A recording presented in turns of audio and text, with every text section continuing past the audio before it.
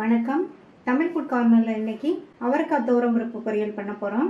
இது எல்லா வகை குழம்பு சாதத்துக்கும் சைட் டிஷ்ஷாக வச்சு சாப்பிட்றதுக்கு ரொம்ப நல்லாயிருக்கும். எப்படி பண்ணுறதுன்னு பார்க்கலாம். இது வரைக்கும் நம்ம சேனலை சப்ஸ்கிரைப் பண்ணாதவங்க சப்ஸ்கிரைப் பண்ணிவிட்டு பக்கத்தில் உள்ள பெல் பட்டனை கிளிக் பண்ணிக்கோங்க.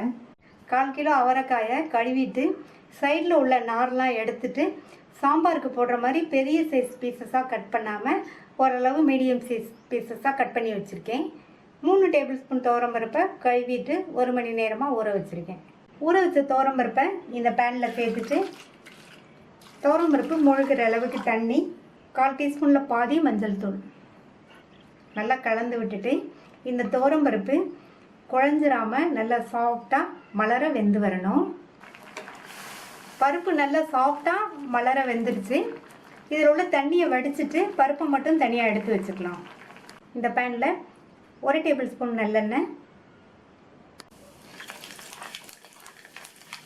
கடுகு பொரிஞ்சிருச்சு, உளுந்தோட கலரு மாறிடுச்சு, கறிவேப்பிலை, ஒரு மீடியம் சைஸ் வெங்காயம் பொடியாக கட் பண்ணது, 3 ஸ்லைஸ் பண்ண பூண்டு, 1 பச்சை மிளகாய் கீர்னது, 2 சின்ன சைஸ் காஞ்ச மிளகாவை கிள்ளி வச்சுருக்கேன். பெரிய மிளகானா 1 சேர்த்தாங்க, ஏன்னா நம்ம அடுத்து சாம்பார் தூள் சேர்க்க போகிறோம். வெங்காயத்தை லைட்டாக வதக்கி விட்டுட்டு கட் பண்ணி வச்ச அவரைக்காயை இதில் சேர்த்துடலாம். அவரைக்காயை சேர்த்துட்டு எண்ணெயிலேயே நல்லா 1 நிமிஷத்துக்கு வதக்கி விட்டுக்கணும்.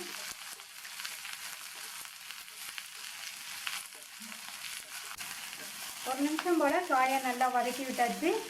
இது கூட 1/4 டீஸ்பூனில் பாதி மஞ்சள் தூள், 1 டீஸ்பூன் சாம்பார் தூள், இந்த காய்க்கு தேவையான அளவு உப்பு நல்லா கலந்து விட்டுட்டு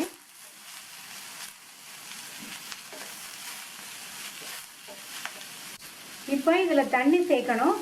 நம்ம பருப்பு வேக வச்சு வடித்தோம் இல்லையா, அந்த தண்ணியவே இதில் சேர்த்துக்கலாம். அது ஒரு 2 டேபிள் ஸ்பூன் அளவுக்கு சேர்த்துருக்கேன்.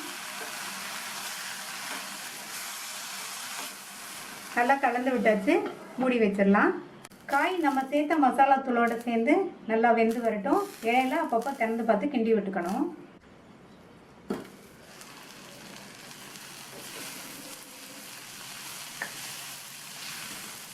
காய் நல்லா வெந்துருச்சு. இதில் வேக வச்ச துவரம்பருப்பு, 1/2 டீஸ்பூன் சீரகம் சேர்த்துட்டு நல்லா ஒரு தடவை கலந்து விட்டுட்டு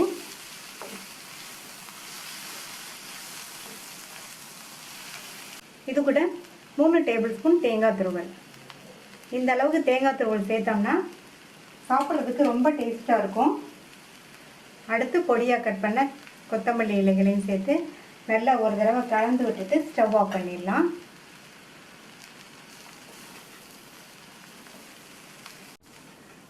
தேங்காய் துருவல் கொத்தமல்லி இலை சேர்த்துட்டு நல்லா ஒரு தடவை கலந்து விட்டாச்சு. ரொம்ப சுவையான அவரைக்காய் துவரம் பருப்பு பொரியல் ரெடி ஆயிடுச்சு.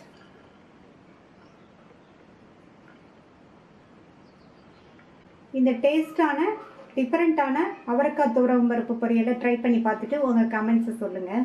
தேங்க்யூ.